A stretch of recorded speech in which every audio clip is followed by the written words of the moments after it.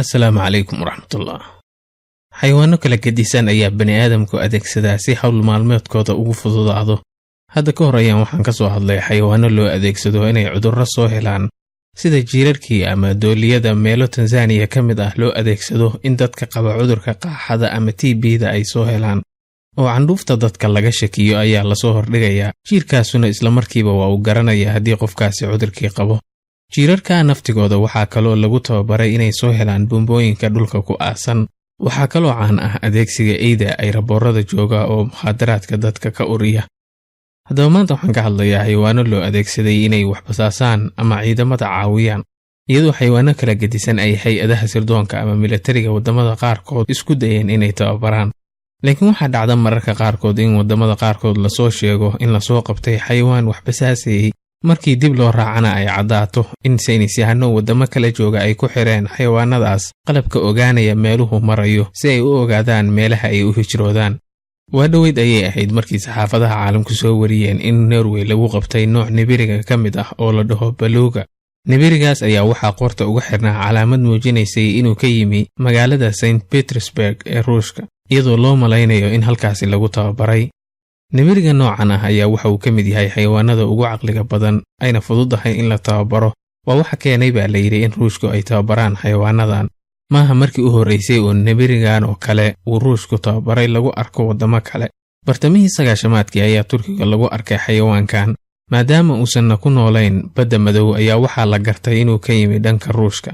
Nibirigaas ayaa waxaa lagu arkay in ilkihiisa la simay, arrintaas oo lagu fasiray in lagu tababarayay in miino magnad ah uu afka ku qaado, hoosta ka galo markab dagaal oo cadow leeyahay, markaana ku dhajiyo miinada markabka hoostiisa si ay hadhow ugu qaraxdo.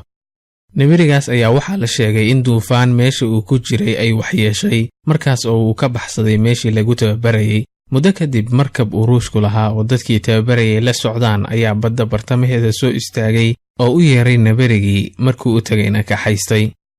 Ruushka kaliya maaha ee hay-adaha sirdoonka Maraykanka ee kala duwan ayaa iyaguna xayawaano badan ku tababaray inay wax basaasaan. Waxa ugu caansanayd iskuday ahaa in bisad laga dhigo basaas dhegaysta codka meelaha loo diro. Barnaamijkaas ayaa waxaa hay-adda sirdoonka Maraykanka kaga baxay $20 milyan.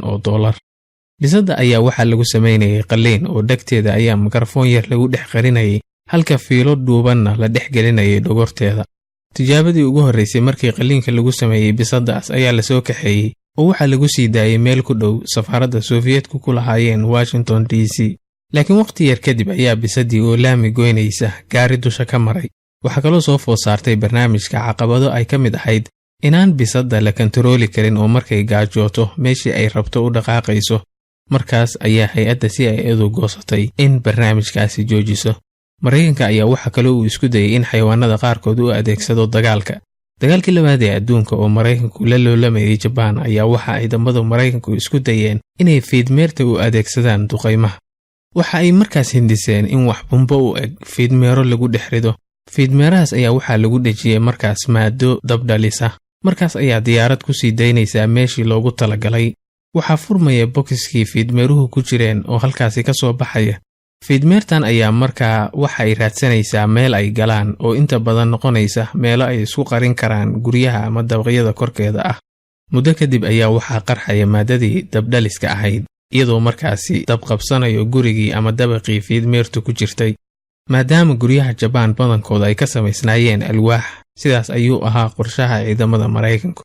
Haddaba waxay bilaabeen markaas inay sameeyaan tijaabooyin ay rabeen inay ku ogaadaan suurtagalnimada arrintan iyo sidii loogu talagalay inay u shaqaynayso iyo in kale.